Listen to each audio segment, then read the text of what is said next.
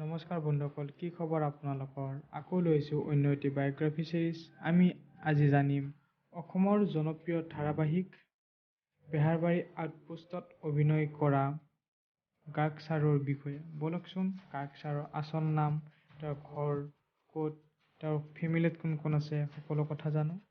গাৰ্গ ছাৰৰ আচল নাম হৈছে অংশুমান ভূঞা।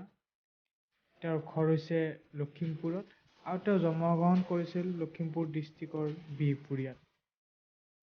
তেওঁ শিক্ষা আৰম্ভ কৰিছিল লোহিত ডিক্ৰং হায়াৰ ছেকেণ্ডাৰী স্কুলৰ পৰা। তাৰ পৰা তেওঁ মেট্ৰিকো পাছ কৰে। তাৰপিছত তেওঁ দৰং কলেজৰ পৰা হায়াৰ ছেকেণ্ডাৰী আৰু গ্ৰেজুৱেশ্যন কমপ্লিট কৰে। তাৰপিছত তেওঁ তেজপুৰ ইউনিভাৰ্চিটিৰ পৰা MA পাছ কৰে। তেওঁ অভিনয় জগতলৈ অহাৰ আগত এজন সাংবাদিক আৰু এংকৰ আছিলে। তেওঁ DY365 প্ৰতিদিন টাইমত এজ এংকৰ আৰু সাংবাদিক হিচাপে কাম কৰিছিল। তাৰপিছত তেওঁ অভিনয় জগতলৈ উৰা মাৰে। বেহাৰবাৰীত তেওঁ পুৰুষোত্তম গাৰ্গ চৰিত্ৰত অভিনয় কৰে।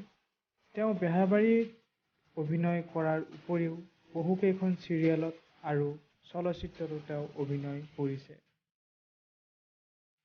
ইয়াৰ উপৰিও তেওঁৰ এটা জনপ্ৰিয় কেৰেক্টাৰ বাবে তেওঁ বিখ্যাত, সেইটো হৈছে অসমৰ প্ৰাক্তন মুখ্যমন্ত্ৰী স্বৰ্গীয় তৰুণ গগৈ ছাৰৰ মিমিক্ৰি।